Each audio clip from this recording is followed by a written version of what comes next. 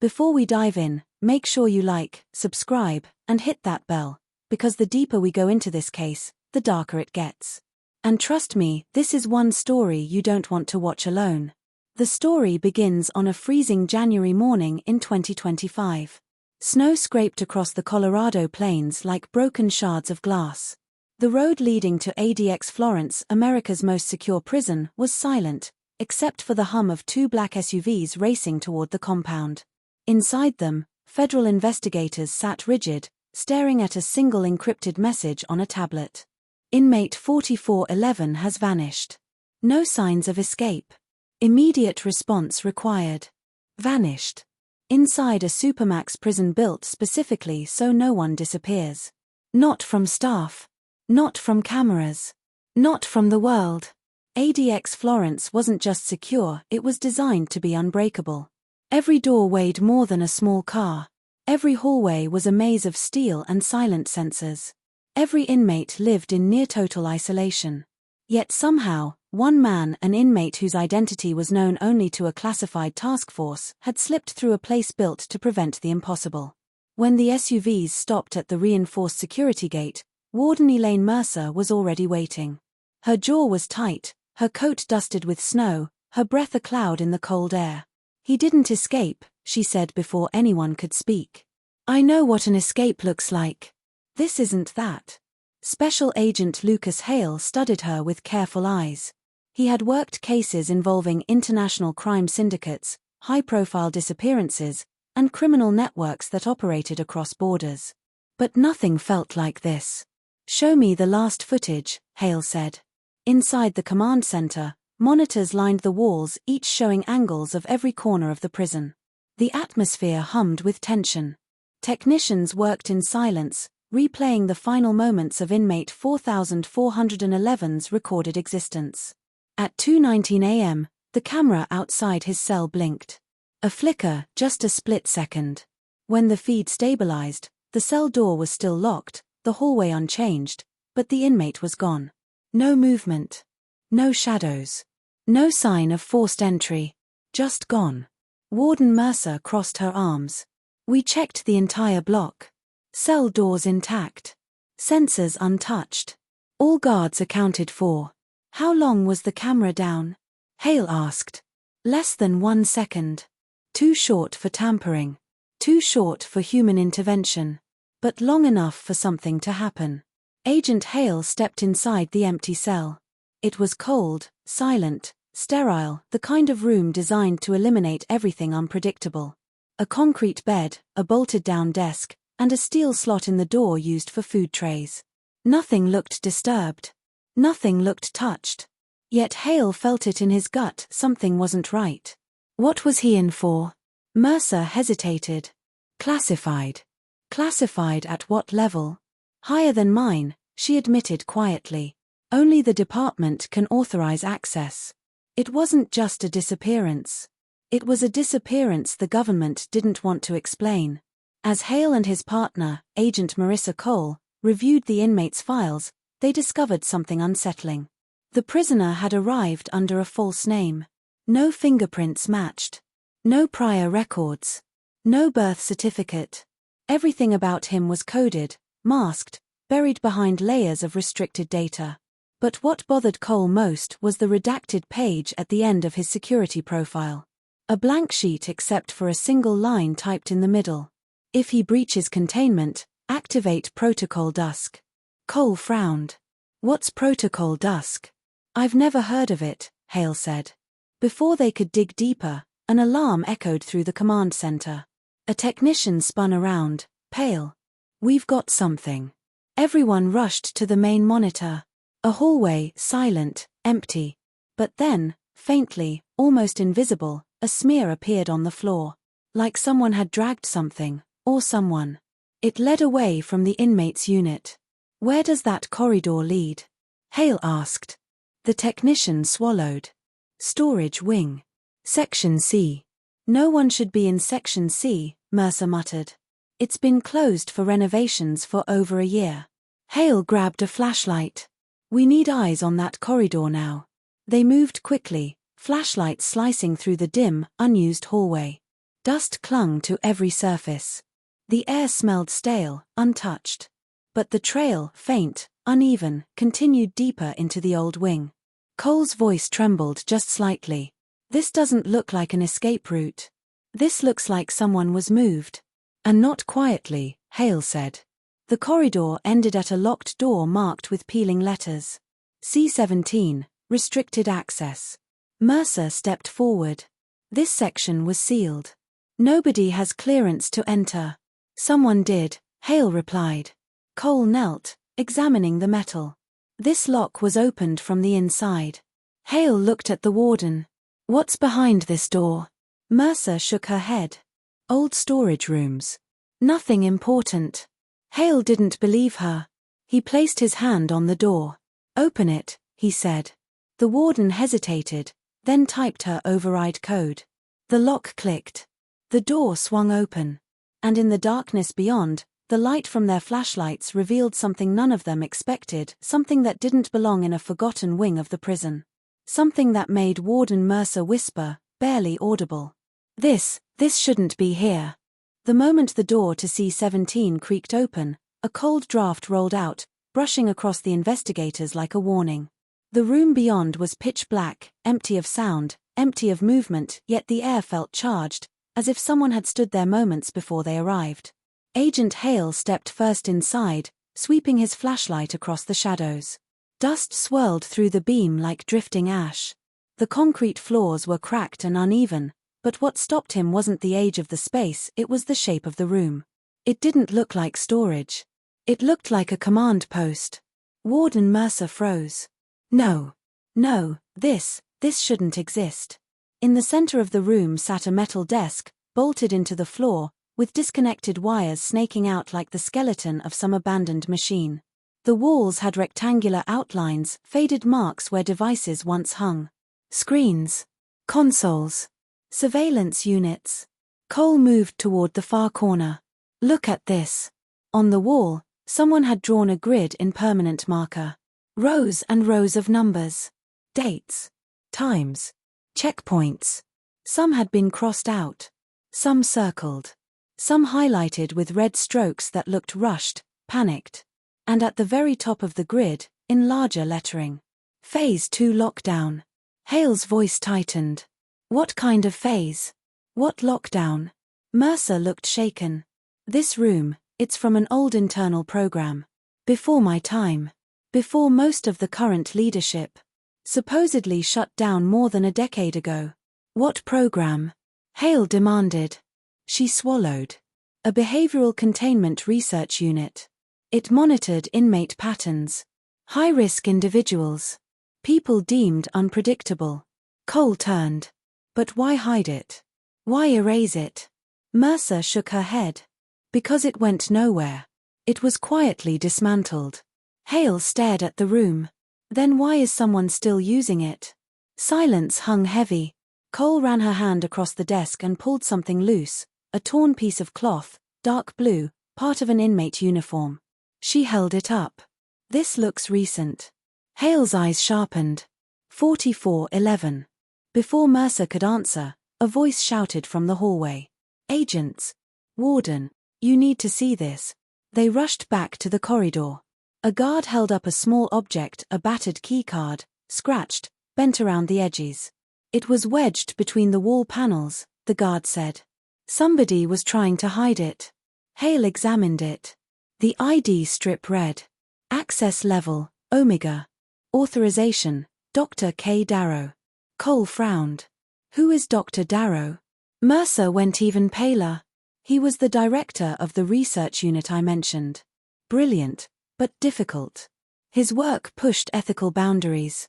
He left the bureau years ago. Rumor was, he didn't leave quietly. Hale looked back down the hallway. You're telling me something he created is still active?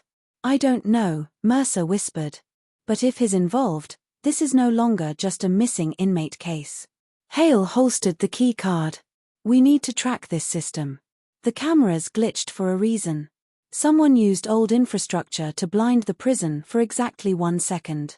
Enough time to open something, or someone. Cole's mind was racing. If Darrow set up a hidden network, he could still be accessing it remotely. Then we need to find the nerve center, Hale said. Before whoever did this wipes everything.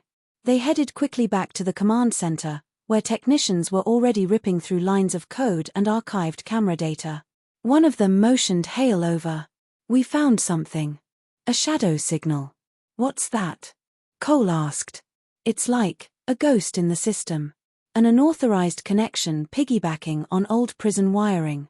It's been dormant for years, but last night, for exactly 1 second, it activated. The glitch, Hale said. Worse, the technician added.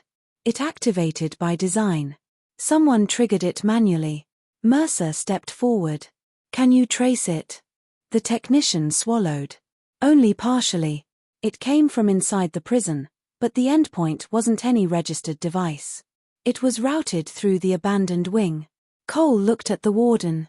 Someone was operating from that old room. Recently. Very recently, Hale added. And the inmate? He didn't vanish. He was moved. But moved where? Mercer asked. Before Hale could answer, another alarm blared, sharp, piercing, immediate. All units respond. Unauthorized motion detected in sublevel red. Sublevel red was the lowest part of the prison, used only for maintenance tunnels, electrical grids, and emergency systems. No inmates. No guards. No routine access.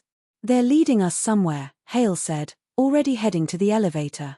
Whoever's responsible is still inside this prison. The ride down was silent except for the hum of the elevator. The doors opened into a narrow concrete corridor lined with exposed pipes. The air felt colder here, heavier. As they walked, Hale noticed something new on the floor, fresh footprints. Multiple pairs. Heading deeper in. Cole pointed ahead. There's a light. They followed it, their footsteps echoing. Then they rounded a corner and froze. Sublevel red ended at a heavy steel door. A door not listed on any blueprint. A door with no label. But taped to the center of it, in a hurried swipe, was a note. A small, wrinkled piece of paper. Hale pulled it free and read it aloud. You're already too late. And below it, 3 letters written in thick black ink. Dusk. Cole backed away. Protocol Dusk, it's real. Hale stared at the door.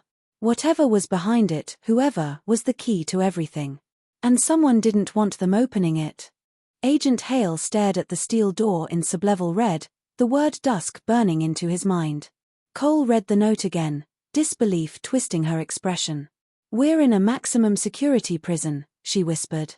How is someone running a covert operation under everyone's nose? Hale didn't answer. He was already examining the door. No handle. No keypad. No visible lock. Just cold, smooth metal like it was meant to stay closed forever. Warden Mercer approached cautiously. This isn't part of the prison's schematics. This wasn't here when I took command. Someone added it after, Hale said. Quietly. Slowly. Over time. Cole pressed her ear to the door. I don't hear anything. Hale stepped back, studying the edges.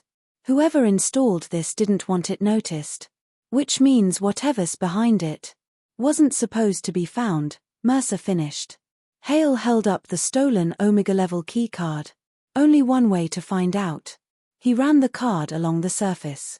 Nothing. He tried again. Still nothing.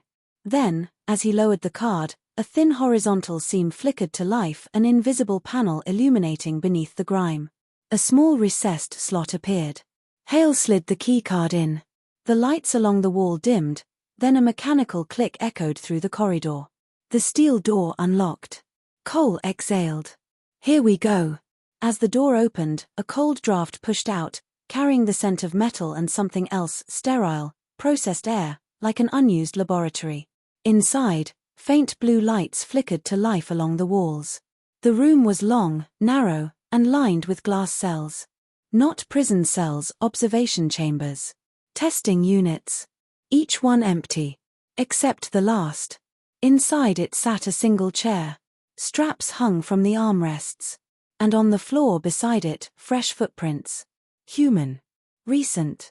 Mercer's voice wavered. This wasn't behavioral research. This was isolation testing. Cole scanned the terminal beside the chair. Someone's been running files on this system. Weeks worth. Hale looked at the screen. The logs were dated, time-stamped, systematically organized. And one entry stood out. Subject 4411, transfer complete. Status: prepared for protocol dusk. Cole stepped backward. Transfer? Where? There's no exit down here. Mercer's gaze drifted to the far wall. Actually, there is. Hidden behind years of dust, a faint outline marked the concrete. Hale approached it, brushing his hand along the surface. A disguised panel. Another door. But this one wasn't mechanical, it was sealed with 4 heavy steel bolts drilled straight into the wall. Someone locked it from the outside. "Get me tools," Hale ordered. Minutes later, with guards assisting, they removed bolt after bolt until the hidden door groaned open. A narrow passage extended beyond it. The walls were raw concrete, unfinished, as if someone built it without official oversight. A faint humming echoed from deep inside. Cole shivered. This isn't part of the prison. This must have been dug out privately. Hale started forward. Only one person could have done this, with years of access and no oversight. Darrow, Mercer said quietly. He had clearance before the prison modernized. Before digital logs. Before anyone was watching. They followed the corridor until it widened into another chamber. This one was smaller, circular, and lit only by a single overhead lamp. Beneath it stood a metal table. And on that table a file. Just one. Hale picked it up. The cover read, Subject 4411, Final Report. He opened it. Inside were pages of notes, calm, clinical, emotionless. Lines describing years of observation, behavioral testing, isolation patterns, psychological resilience. And then Hale reached the last page. His pulse slowed. Because written in neat handwriting. Subject is stable. Ready for extraction. Cole frowned. Extraction? Extraction to where? Before Hale could answer, a soft hum rose from the corner. A security monitor flickered on. A man's face appeared. Older. Grey at the temples. Sharp eyes. Dr. Kenneth Darrow. Good evening, the recorded message began. If you're watching this, you've found the door. That means my work has been compromised. Mercer stepped closer. This is pre-recorded. Darrow continued calmly. Subject 4411 was never a prisoner. He was placed in ADX Florence under full federal classification for a specific purpose. His presence allowed us to test a theory, the impact of extreme isolation on decision-making, crisis resistance, and long-term psychological stability under maximum pressure. Cole shook her head. He wasn't an inmate. He was part of the experiment. But someone wanted him removed before the final phase, Hale muttered. Darrow's image flickered. If you've reached this point, understand this clearly, the subject is gone. Extracted safely. You won't find him inside the prison. You won't find me either. Cole stiffened. So he's out. In public. Unmonitored. Darrow continued. Protocol Dusk has officially begun. The screen went black. No explanation. No location. Just a final note. Your next move determines whether this ends quietly, or doesn't end at all. Cole stepped back. He planned this. Every step. He hid inside this prison for years, Mercer whispered. And none of us saw it. Hale closed the file slowly. He didn't escape the prison. Cole looked at him. Then what happened? Hale stared down the dark passageway. He walked out the front door, with permission. Silence gripped the room. Somewhere above them, alarms began to sound again. And Hale knew this case wasn't finished. The real story was just beginning. Because whatever Protocol Dusk was, it was now active. If you thought this story was intense, you're not ready for what comes next. Hit subscribe so you don't miss it.